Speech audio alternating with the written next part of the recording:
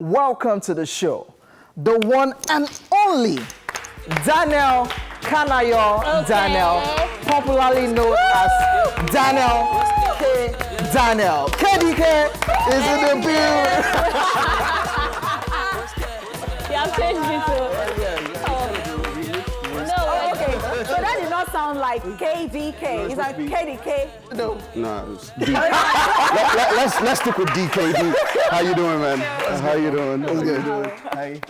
How you doing? Fine, thank you. Welcome to the Thank show. you. Thank you very much. You look Thank nice. Thank you. And you look great.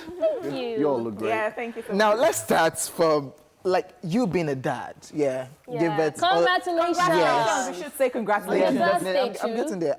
Yeah. How does that feel though? How does that feel being a dad? Wow. You can't even put it in like words. I mean, first 10 minutes after I became a dad, I couldn't say anything. I was still looking at him. I was like, wow. Is this real? Wow. Because I was in the theater and everything, and I didn't know I could do that. I thought I was going to chicken out. faint?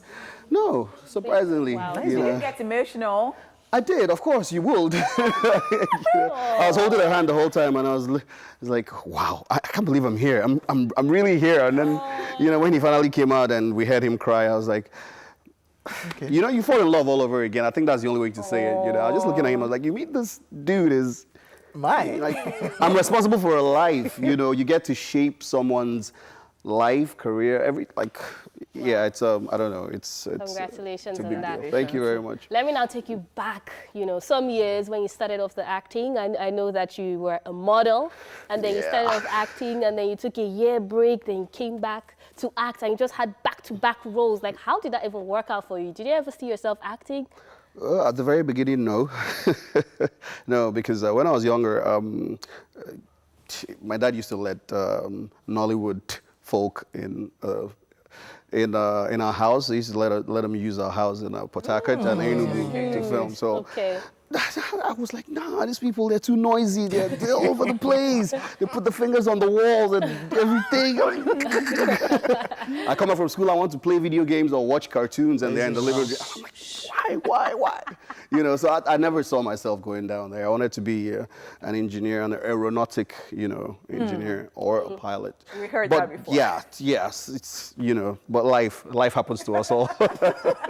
So, somewhere along the line, I started, falling in love with the camera, doing some modeling. I did some adverts when I was in the university, and, one thing led to another, and found myself on a set. So while we were introducing you, it was a mouthful, like people who do a lot of things and they tell you that, you know what, I can't be boxed. So now, a lot of people perhaps will think that you're only an actor. Yeah. Now, looking at all of these things that we have said, voiceover artist, when was the last time you voiced a script? Okay, well, I voiced something I did late last year, November, December. I voiced something in kind of a small animation, but that wasn't, So where I'm going to really is all of these things that we mentioned, is it that you still do everything? I mean, maybe we should just take modeling out of it, or we should include modeling actively. Yeah, well, everything, yes, because I was a model last week. I did a TV advert last week, so I shot a TV advert last week. So yeah, in quote, I was a model last week. So yeah, I still do everything basically.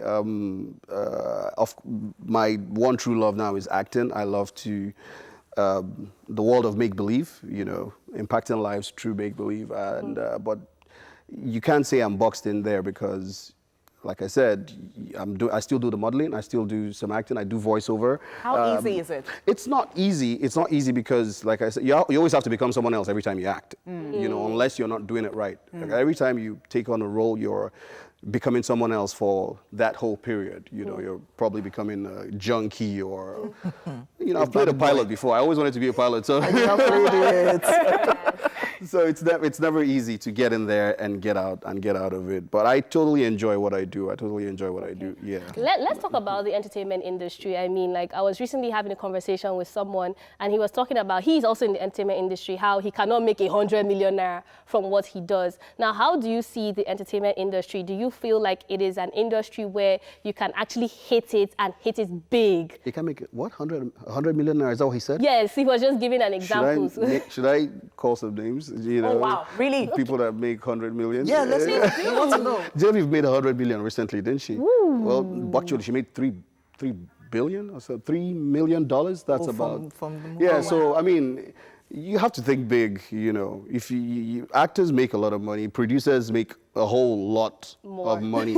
We're not making half as much or anywhere near as much as we should be making in Nollywood, to be honest. Maybe because of piracy, because of all that is going on, because of, some say, I don't want to look for trouble, but they say the governance right now, things are not, the money is not flowing like it used to or like it should be. So they cut off a lot of budgets. So yeah, I mean, there's money in the industry. I understand where the person is coming from, because we're not making as much as we should be making. So he's not seeing himself making the 100 million in a few years. But if people can do it, AY is doing it. All right, that's very good. Is Genevieve not doing it? Is Mo Abudu not doing it? I mean, people are making money. Very true. There's money there. It's just the film house people. There's money there. So you just need to strategize and do the right things, you know, and you will rake in the millions. You would make that money. You will. It's not easy.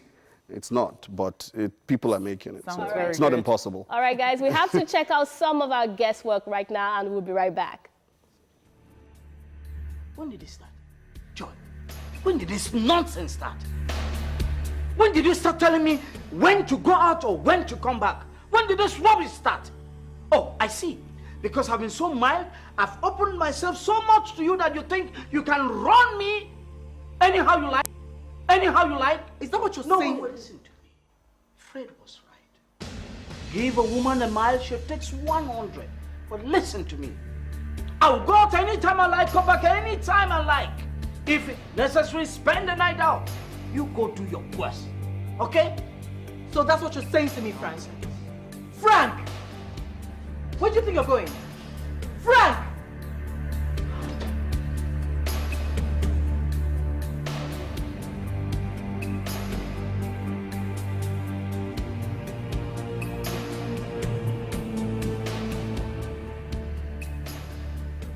I'm glad you came. After the last time I was at your house, I didn't know you would agree to be here. Yeah, right.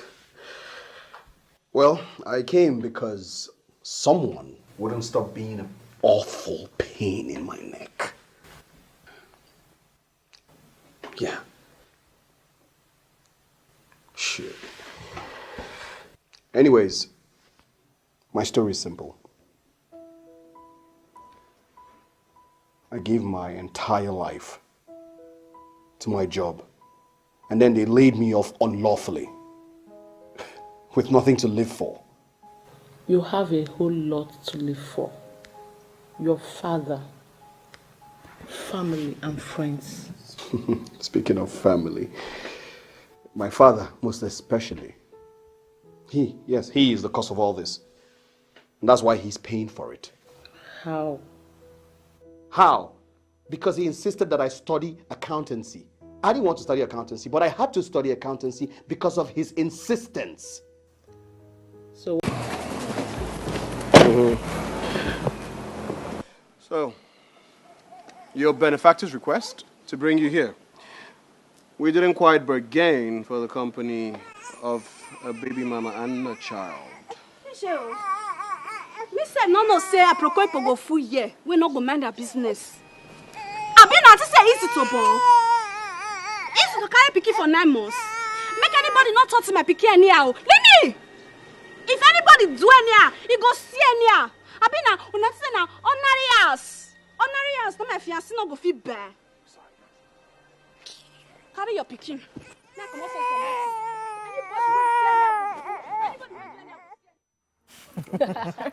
So we just checked out some clips from Daniel right here with us. How do you feel at times when you see yourself Do you ever watch yourself, like movies that you've acted, you check out some of your works? Well, I never used to. I didn't like doing that. It used to make me nervous. Let's say 2012, 2013, when I was still fresh. You know, I'd never watch my films. You know, go for premieres, I'll be cold feet. I don't want to see the people's reactions and this. You know, yeah, I'm like, what if they don't like it? You know, yeah. But then, you know, my mom encouraged me. She said, you know, you have to watch yourself because you need to know. No one is perfect. You need to know what to correct. What you need to fix up. Okay, I didn't do this well the last time. Maybe I should try it this way, you know. So then I started watching myself gradually, and now I'm comfortable with it. So I know that you have a relationship with Ramsey Noah. Every time I see your videos, pictures, I mean, almost like I've seen a lot of you and him together. Yeah. So I'm wondering, what is it? And it was the first visitor your child received. Yeah! And I saw that you were just being messy, doing car karaoke and all that. So who is it to you? What's the relationship like? Well, Ramsey's, I don't know, I'll just say big brother who's not related by blood, but yeah, it's kind of a big brother. It's been my friend for about 8 years now. And you know how you just click with someone, you know, you don't even plan to, you know, on set together, and he would always be, oh, where's DKD? Where's that boy? Where's that? You know that? Yeah, of course I was a boy. Yeah, where's that boy? Where is he? Oh, boy, come here, we'll go chop. You know that kind of thing. You know? So, you know, after that, you know, sometimes relationships die after, you know, a job. Maybe you guys don't really click that well. But then after it, you know, it went on and on. He kept on checking on me, and I was like, okay, this is a big brother for real. So I took the relationship serious, and I realized that he would, you know, he was always there for me, and then I reciprocated. I try to always be there for you. I mean, there's only so much I can do for him, but yeah. So he's like a very close friend. He's a big brother, like you said. My son's first visitor. Your son's godfather? Well, we haven't chosen a godfather, but he made a very. Why are you putting him on the spot? He made a very good case for himself. You know, very good, strong case for himself. You know, I mean, after we became friends, he was at my birthday, and I don't celebrate my birthdays, but he made it a point to be at my birthday for 6-7 years in a row. I think he only missed it the first time in 2017. You know, he missed that, but he made it up to me at the wedding. So he always, I don't know, he always shows up for there. you. He's always there for me. So nice. Even the visit to Atlanta was a surprise. I mean, we were home in Atlanta, and he sends me a message. Oh, okay, congratulations on the baby and everything. I'm like, oh, thanks. So he said, give me the address to the house, you know, the place, because we moved the new place in Atlanta. So we said, where you are in Atlanta now, because we were in Virginia before, where you in Atlanta now, let me have the address. I'll send you guys a baby gift. And then he just shut out. So I was like, I told my wife, I was like, Ramsey wants to send the baby. He said, no, he shouldn't bother now. It's too much stress. How can he be sending a gift from Nigeria? You know, it's too much stress. I said, and I told Ramsey, T said you shouldn't worry about the gift. It's not, you know, don't worry about it. It's the address. He said, send me the address. I'm not sending it from Nigeria. But in his words, oh boy, don't make this harder than it should be. Just send me the address. Make I send person to the house, make he give something to now. That was what that because when he wants to, he just goes all pigeon. Like, oh boy, what did they do? Don't make this thing hard. You know that kind of thing. So I was like, oh, no vex, sorry, sir. I gave him the address. And then 2 days later, I think I was even the one rocking him at that point in time. You know, I'm learning to do all that kind of stuff. So next thing, the doorbell goes off, and she goes downstairs to check who's at the door. And it was Rama. And it was him. And she comes and was like, babe, do you know who's here? I'm like, who? This boy is stressing me. Babe, do you know who's here? I'm like, who? Like, Ramsey. I'm like, what? What? Pleasant surprise. Yeah, yes. so, yeah. You know, and then a friend of mine made fun of me and said, your first visitor was probably some civil servants, you know, with his pants up to his chest. I'm like, don't be making fun of me like that. Of course I had, you know, big visitors when I was a kid. So yeah, it's a great, and it's a good friend. It's a good friend. He's a good friend. Okay, that's very nice. We just wish that we could just keep you here, and then we just keep gisting and gisting. And shout out to your wife, by the way, she's stunning. Yeah, she's a real MVP. I mean, she's looking out for me, looking out for him.